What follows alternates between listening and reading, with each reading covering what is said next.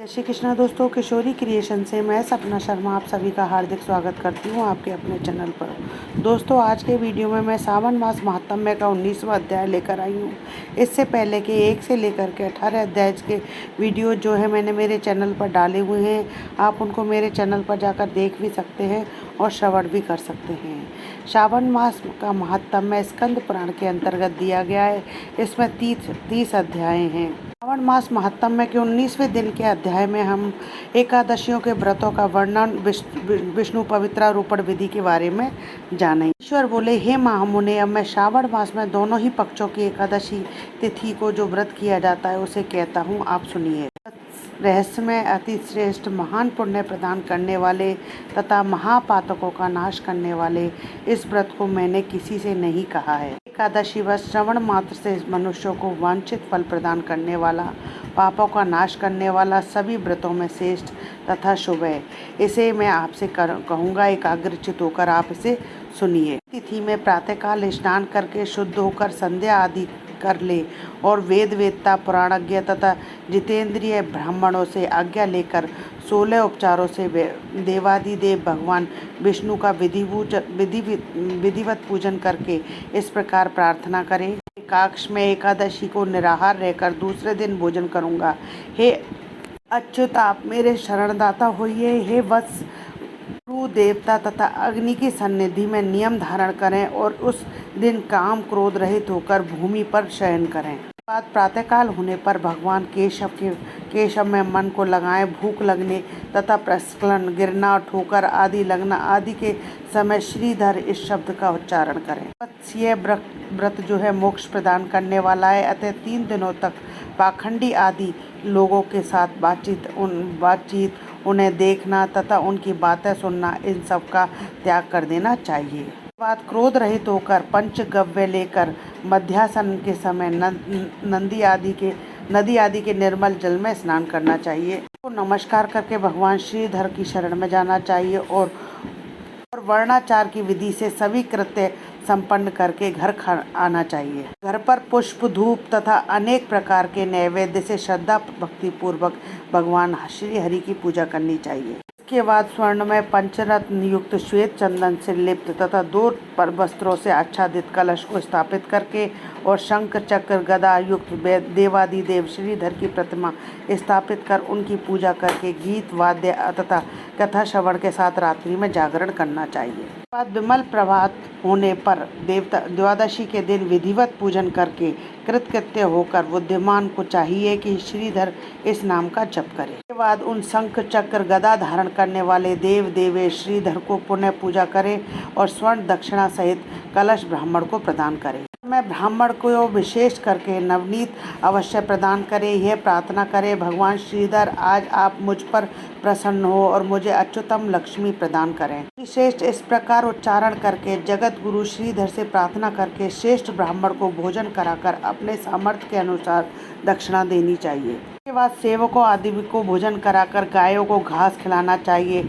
इसके बाद मित्र तथा बंधु बांधवों समेत स्वयं भोजन करना चाहिए। व्रत में अनुष्ठान समान है, केवल देवताओं के नाम में भेद है।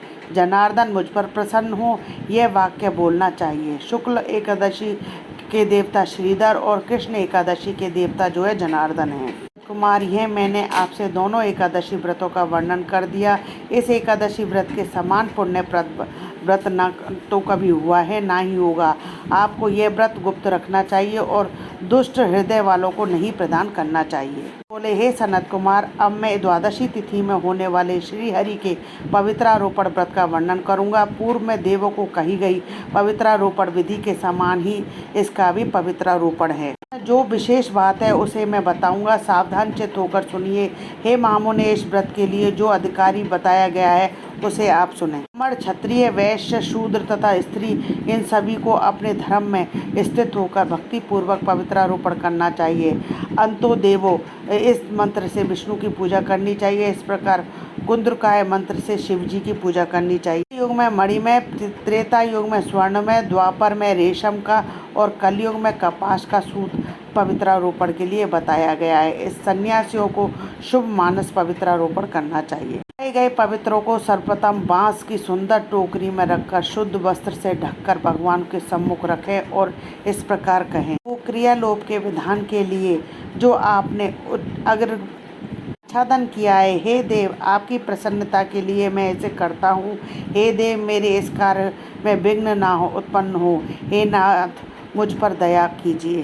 देव सर्व प्रकार से सर्वदा आप ही मेरी परम गति हैं। मैं जगतपति मैं इस पवित्रक से आपको प्रसन्न करता हूँ। ये काम क्रोध आदि मेरे व्रत का नाश करने वाले ना हों। आप आज से लेकर वर्ष पर्यंत अपने भक्तों की रक्षा करें।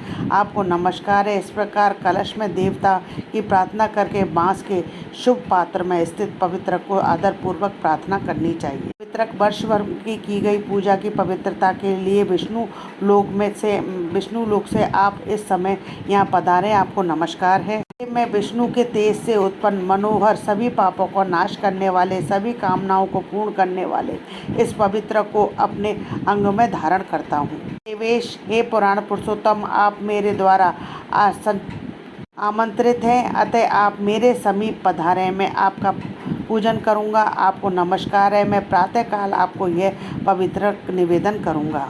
उसके बाद पुष्पांजलि देकर रात्रि में जागरण करना चाहिए। एकादशी के दिन अधिवासन करें और द्वादशी के दिन प्रातःकाल पूजन करें। अपने हाथ में गंध दूर्वा और अक्षत के साथ पवित्रक लेकर ऐसा कहें कि हे देव आपको नमस्कार है। हे वर्ष पर्यंत की गई पूजा का फल देने वाले इस पवित्रक को पवित्रीकरण हेतु आप ग्रहण कीजिए। जो भी दुष्कृत किया है उसके लिए आप मुझे पवित्र कीजिए। हे देव हे सुरेश्वर आपके अनुग्रह से मैं शुद्ध हो जाऊं।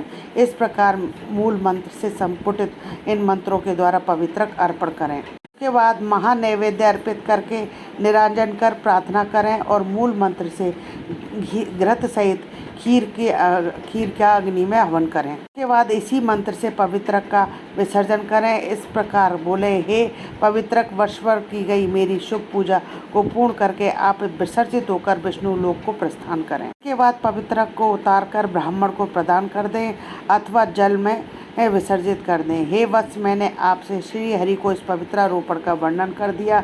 इसे करने वाला इस लोक में सुख भोग कर अंत में वैकुंठ को प्राप्त करता है। वह एकादशी व्रत द्वादशी में विष्णु पवित्रारोपण कथन नामक 18वां अध्याय संपूर्ण हुआ। दोस्तों यदि आपको मेरा ये वीडियो पसंद आए तो प्लीज़ मेरे वीडियो को ज़्यादा से ज़्यादा लाइक और शेयर करें। यदि आप मेरे चैनल पर नए हैं तो चैनल को सब्सक्राइब करना ना भूलें। पास ही में बेल आइकन को दबाएं जिससे मेरे आने वाले हर नए वीडियो का नोटिफिकेशन आपको मिल जाए। जय श्री कृष्णा दोस्तों।